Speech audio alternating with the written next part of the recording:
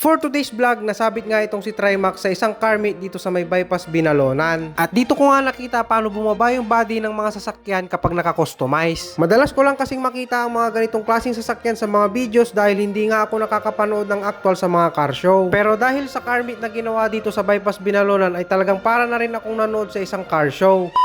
Ngayong araw nga guys ay magkakaroon nga ng isang car meet sa may bypass Binalonan. Pero syempre kailangan din nating punasan si Trimax para naman presentable pagdating niya dun sa venue. Hindi naman ganun kadumi itong si Trimax kaya punas-punas nga lang yung gagawin natin. Ganito naman talaga ang madalas na ginagawa natin bago tayo pumupunta sa mga EB or mga meet up or mga tambay ay talagang nililinis muna natin yung mga alaga nating sasakyan. Pagkatapos ko nga mapunasan itong si Trimax, ito na nga yung itsura niya kahit papano ay presentable na rin siya pagdating niya dun sa venue. Bali kasama din natin pala si Nanong at si Missy sa pupuntahan nga nating car meet sa may Binalonan. Kaya ako nga rin pinasidecar itong X-Max version 2 at nabuo nga itong concept na si Trimax dahil nga madalas ngang sumama si Nanong at si Missy sa mga pinupuntahan natin. At eto nga medyo hassle dito sa garahe natin dahil kailangan muna nating ilabas si Kalampag bago natin mailabas itong si Trimax. Pero carry lang yan dahil madali lang naman itulak itong mga tricycle natin. At ayun na nga guys, bago nga tayo magbiyahe, outfit check muna tayo. Syempre nagsuot tayo ng long sleeve para hindi mainit sa kalsada na gawa nga ng imprint customs. At syempre para sa safety natin, gagamitin din natin itong personal helmet ko na Evo SR09. At ayun na nga guys, makalipas nga mga ilang minutong biyahe namin, malapit na nga kami dito sa may bayan ng Binalonan. Mai-share ko lang sa inyo guys, bali ang takbuhan pala namin dito ay naglalaro sa 50 to 60 kilometers per hour na talagang kayang-kaya namang buhatin ng X-Max version 2 itong sidecar na customize. At nasubukan ko na rin magsakay dito ng tatlo, bali pang-apat ako, kayang-kaya niya pa rin itong patakbuhin kahit 60 to 70 kilometers per hour. Medyo natatakot na rin akong patakbuhin itong si Trimax ng 70 kilometers per hour pataas dahil medyo mabilis na rin yung takbuhan ganon. Lalo na pag medyo madami kaming nakasakay o medyo mabigat itong karga ko dito sa may sidecar. At ayun na nga guys, ilang minuto lang mula dun sa crossing ay nandito na nga tayo sa bypass Binalonan. At dito nga nila ginanap ang kanilang year-end car meet ng grupong BPN o Vios Philippines North na ang layunin ng grupong ito ay pagsamasamahin lahat ng Toyota Vios owners dito sa Pangasinan. Syempre bukod sa makikilala mo kung sino yung mga Toyota Vios owners dito sa Pangasinan ay magkakaroon ka rin ng mga idea kung saan nga sila nagpapaayos, nagpapaset up at kung ano-ano pang ginagawa sa mga sasakyan nila. Kaya maganda nga rin makasama sa ganitong mga community dahil hindi ka na mahihirapan kung meron kang kailangang ayusin o meron kang kailangang gawin sa mga sasakyan mo. Dahil nandyan nga sila para tulungan ka. Tulad na nga lang dito sa ginawa ni Bossing sa kanyang sasakyan na meron ngang hydraulic.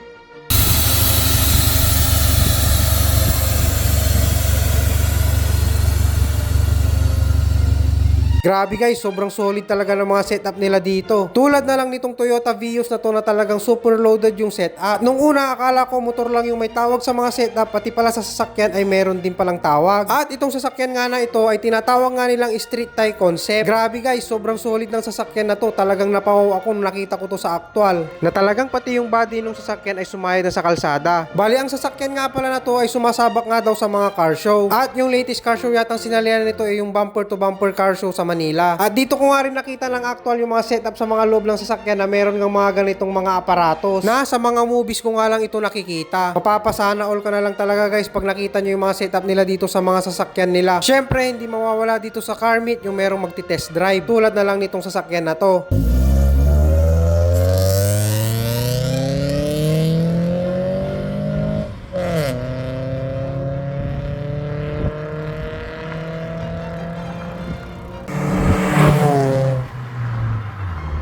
Kaya kung naka-Toyota Vios ka at gusto mong sumali sa grupo nila, mag-comment ka lang dito sa video at hintayin mo ang message ng mga admin nila. Maraming salamat sa admin ng BPN o Vios Philippines North sa pagsingit sa amin sa inyong car meet. O paano guys, hanggang dito na lang muna ulit ang video natin. Maraming salamat sa inyong panonood guys. Ride safe lagi and peace out.